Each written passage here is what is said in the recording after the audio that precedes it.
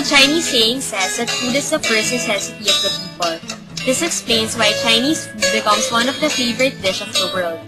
In Binondo, we see different restaurants serving authentic Chinese food. In her article, Ms. Canham explains that this art has been cultivated and refined over hundreds of years.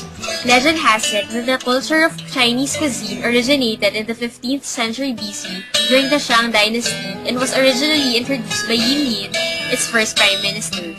Being one of the first cultures to put its expertise on food, the Chinese influenced the development of culinary arts.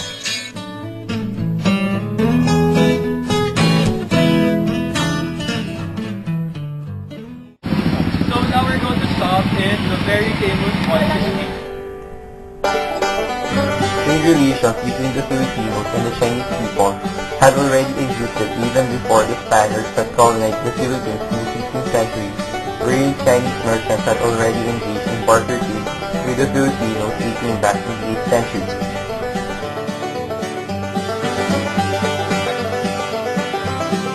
Binondo Church is one of the most known churches here in the Philippines and was made by the Dominicans for the Filipino-Chinese community back in 1587. Binondo Church is the living symbol of downtown Manila. It is located in the heart of Chinatown in the plaza of San Lorenzo Ruiz.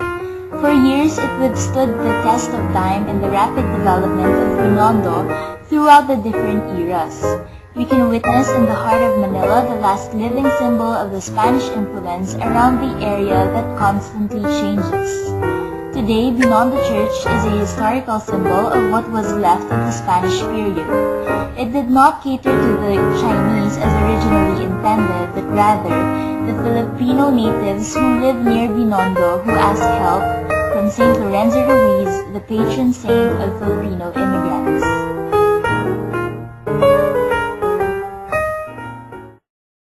Memorial is dedicated for the Filipino-Chinese veterans who fought in the World War II against Japanese.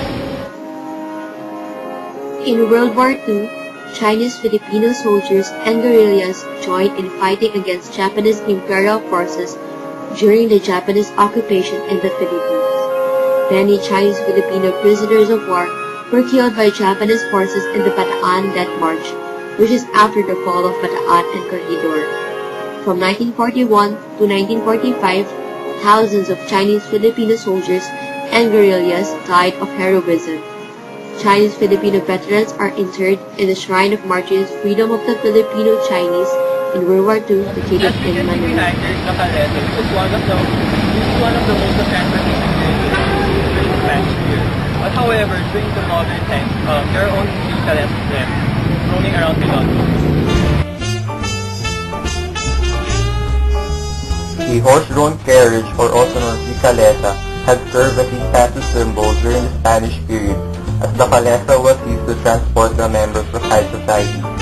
After the Spanish period, calesas were used in commuting before there were taxis and jeepneys. Nowadays, calesas are rarely seen in Philippine roads, as it can only be seen in tourist spots such as Intramuros and Binondo.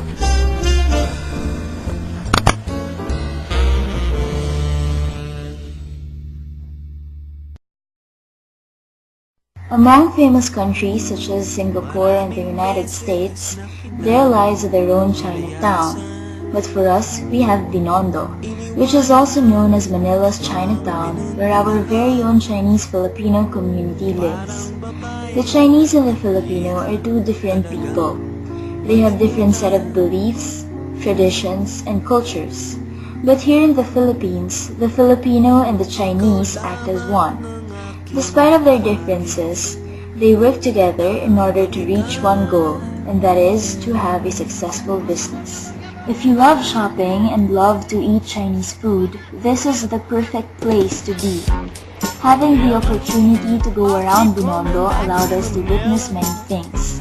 Aside from the food and the things that you can buy, you will also notice the mutual relationship of the Chinese and the Filipinos. We realized that it is possible for two or more distinct and unique cultures to combine together, which would result in the creation of a new culture with a truly unique experience. Our visit had also helped us realize that it is possible for people with varying cultures to work alongside each other.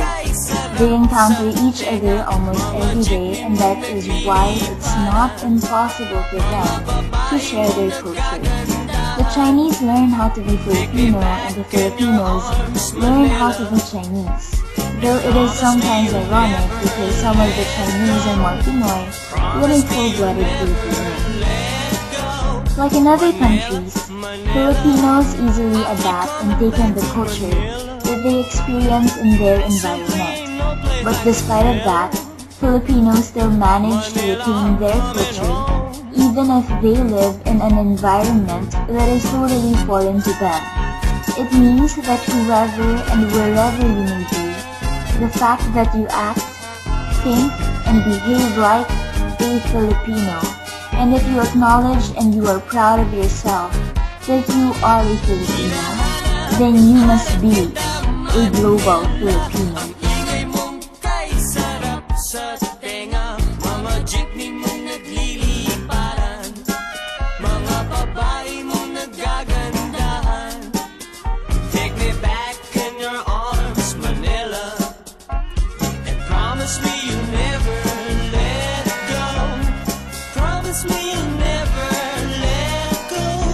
Manila, Manila, miss you like